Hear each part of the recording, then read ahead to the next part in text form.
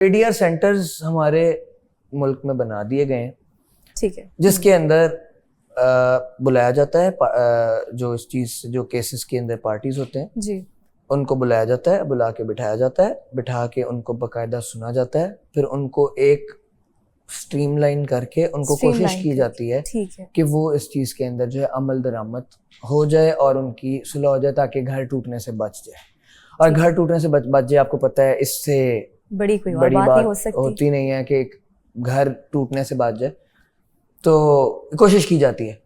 और उसके अंदर ना कोई खर्चा होता है ना कुछ और, one sitting and you are good to go. आपको समझाया जाता है। आपके यहाँ ये है कि एडीआर के अंदर आपको दोनों की टर्म्स पे एग्री, देखे ना, अब एक की अगर टर्म्स एंड कंडीशंस मानी जाए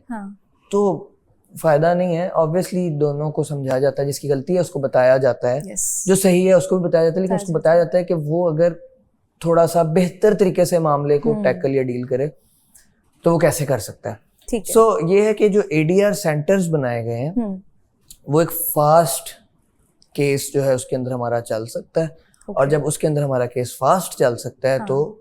हमारा उसके अंदर, देखें अब मतलब मेरे पास एक केस आया,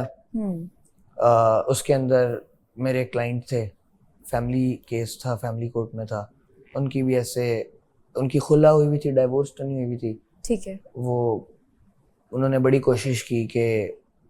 वो चाहते थे कि घर बस जाए बच्चों की खातिर। देखें बाज़ औक़ात ना ऐसे रिश्तों में होता है कि आपको कॉम्प्रोमाइज़ेस भी करने पड़ते हैं ज़्यादातर। तो उन्होंने कॉम्प्रोमाइज़ की भी कोशिश की, 3-4 साल उन्होंने वेट किया, कॉम्प्रोमाइज़ की तरफ आए, अपनी जो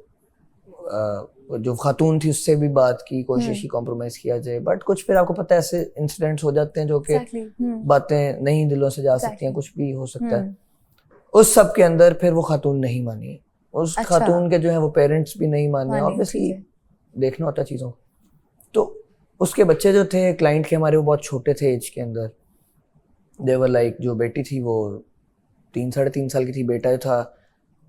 he was 10 months when this incident happened and she went to her parents home। तो काफ़ी कोशिश की, केस चला, उसके अंदर मुसालहत भी जज साहब ने कोशिश की कराई जाए, उसके बाद काफ़ी कोशिश के बाद भी ट्रायल चलता रहा, जिरा हुई, सब कुछ हुआ, बट वो मामला नहीं हल हो सका। बट उसके बाद एडीआर में उनको कॉल किया गया, बुलाया गया एडीआर में कि एडीआर में आ जाए, तो सुलह तो उनकी नहीं हो सकी, बट मैं तारीफ ज़रूर करना चाहूँगा जो जज साहब वहाँ पर मौजूद थे। He was additional district session जज लाहौर के अंदर, वो जज साहब थे, उन्होंने इतनी पोलाइटली एक कपल पे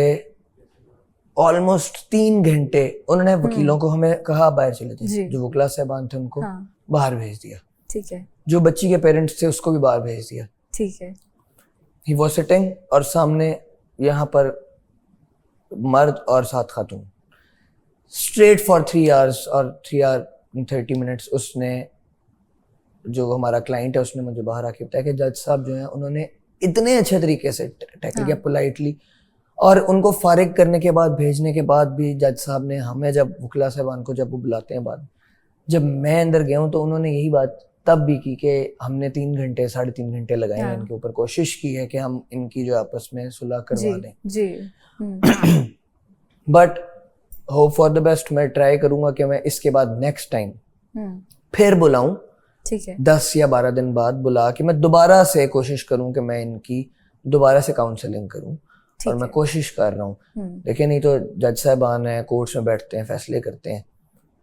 मतलब जिस तरह जज साहब ने पोलाइटली बैठ के उस मैटर को डील किया, एडीआर बहुत अच्छा जा रहा है, और एडीआर सेंटर्स के अंदर ये मामला एक दिन में भी हल हो सकते हैं, 3-4 सेटिंग्स में भी हल हो सकते हैं। तो एक देखिए कोशिश ही है ना, बाकी तो जिसने जो करना है, एक जो इंसान है उसने करनी तो एट द एंड अपनी मर्जी है, लेकिन हाँ शायद कोई काउंसलिंग उसके ऊपर अच्छी साबित हो जाए। तो ये है कि कोशिश के लिए एक अच्छा इकदाम है जिसके लिए एडीआर सेंटर्स अच्छा काम कर रही है। एक्सीलेंट। और बाकी इंशाल्लाह hope for the best. Ibrahim साहब, मुझे ये बताएं कि हस्बैंड और वाइफ की डिवोर्स हो जाती है, माँ ने अगर अपने बच्चे को आउट ऑफ कंट्री लेकर जाना है तो क्या वालिद की परमिशन चाहिए होगी? जी देखिए, इसके अंदर ना बेसिकली होता है कि बिल्कुल परमिशन चाहिए होती है, बट अगर जिसके पास कस्टडी, लेट से माँ के पास कस्टडी है, ठीक है, तो माँ के पास ये राइट ज़रूर हासिल है माँ को कि वो उसने आउट ऑफ सिटी ट्रैवल करना है, नॉर्दर्न एरिया लेके जाना है, कहीं पे वैसे ट्रिप पे जाना है, बच्चे की परवरिश है, बच्चे की तालीम है, बच्चे की जो भी उठने बैठने की जो भी सारी चीज़ें हैं, वो माँ जो है वो उसका राइट है कि वो सब कुछ कर सकती है। ठीक है। ऑब्वियसली उसके पास कस्टडी है और बच्चे को अच्छा तालीम और तरबियत देना और बच्चे की अच्छी परवरिश करना उसकी जिम्मेदारी। बट अगर फॉर एग्जांपल बाहर के मुल्क कोई उम्रा कराने लेके जाना है बच्चे को, के उम्रा कराने लेके जाना है या कोई अब्रॉड फॉरेन को वैसे ट्रिप पे लेके जाना है, उसके अंदर ये है कि उसके अंदर ना अदालत में पहले से परमिशन लेनी ज़रूरी है, अदालत में इन्फॉर्म करना ज़रूरी है अदालत से, ठीक है, और अदालत से इस चीज़ की प्रॉपर परमिशन होनी चाहिए कि फिर अदालत जो है प्रॉपर उसको परमिशन जारी करती है, फिर वो बच्चे को बाहर लेके जा सकती है। बट परमिशन के बगैर जो है बाहर नहीं लेके जाना चाहिए और ना लेके जा सकते हैं, तो परमिशन चाहिए होती है अदालत की। डिवोर्स हो या ना हो, दोनों सूरतों में? हाँ जी, दोनों सूरतों में। अगर खुला ले लिया है उस सूरत में भी, और अगर मर्द ने जो है वो तलाक दे दी है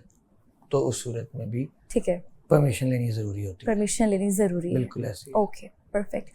इब्राहिम साहब, thank you so much for your time, आप यहाँ आए और बहुत ही अच्छा, मैं जाते जाते इसमें I am sorry for cutting,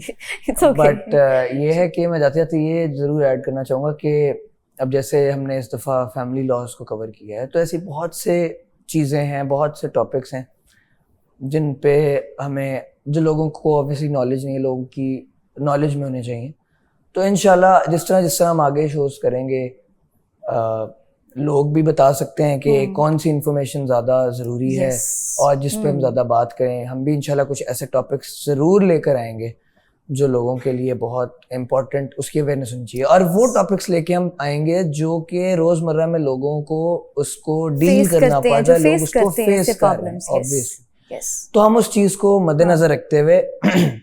इंशाल्लाह नेक्स्ट टाइम से, और जैसे फैमिली लॉज हैं, लोगों के आम मसले मसाइल हैं, लोग इस चीज़ को देख के ऑब्वियसली जो हमने बात की, देखिए हम स्टार्टिंग फ्रॉम